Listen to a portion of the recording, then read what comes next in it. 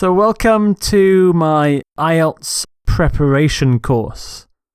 And in the first lecture, the first video, I'm going to give you some essential information about the IELTS test. So first of all, what is the IELTS? What do the letters IELTS stand for? Well, it stands for the International English Language Testing System. And the IELTS is a test that is recognized all over the world. And it's designed to assess the English language skills of people who need to work or study or simply live where English is the main language of communication. However, the main reason why people take the IELTS test is to go to university or college in an English-speaking country. For example, the United Kingdom, Australia, New Zealand, Canada, the United States, and South Africa. The IELTS is also recognised by many professional bodies, immigration authorities, and also government agencies. There are three types of IELTS exam. There is the academic IELTS test, there is the general training IELTS, and there's also a new test called life skills. So I'll just explain each type in a bit more detail. First of all, the general training IELTS. This is suitable for candidates who are planning to undertake non-academic training or work experience, or for immigration purposes, maybe to live or work in a country.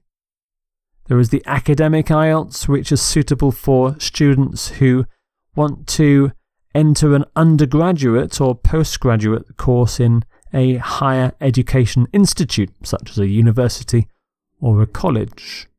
In fact, in 2015, 80% of candidates took the academic IELTS. So the academic IELTS is the most popular of the three tests.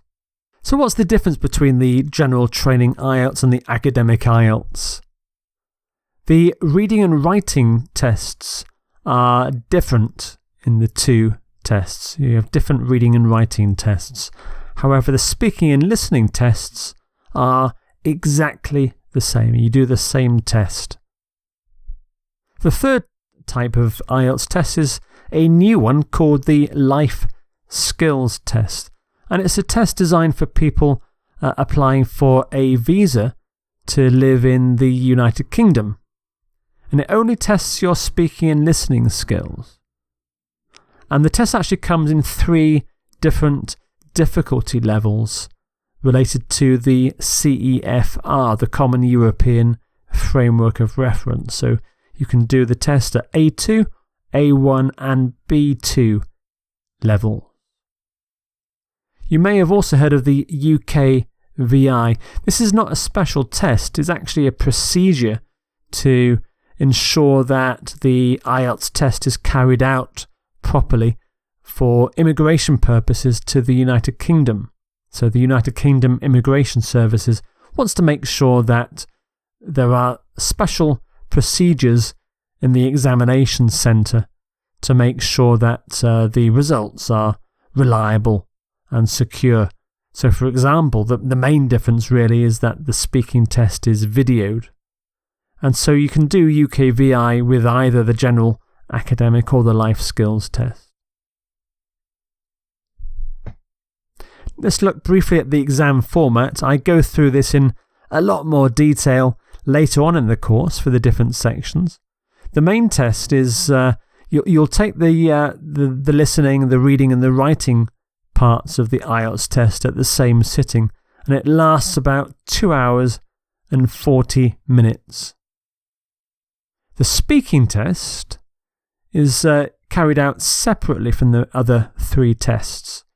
You can actually do the speaking test up to 7 days before or 7 days after the other three tests, the main test, but it's often done on the same day as the main test.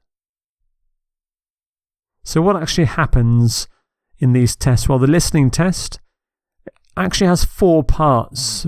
Each part has its own audio recording, and the listening test lasts 30 minutes, after which you have 10 minutes to copy your answers to the official answer sheet for the listening test.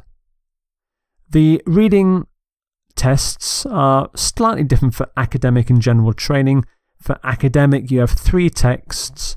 For the general training test, you have 5 or 6 texts. Both last 60 minutes. And for writing, these are quite similar. You've got 2 tasks in both, and they last 60 minutes. However, the 2 tasks are quite a bit different from each other. And then for the speaking test, you have 3 parts to the speaking test.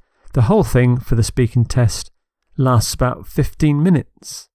So there you have the essential information for the IELTS test. And I'll see you in the next lecture.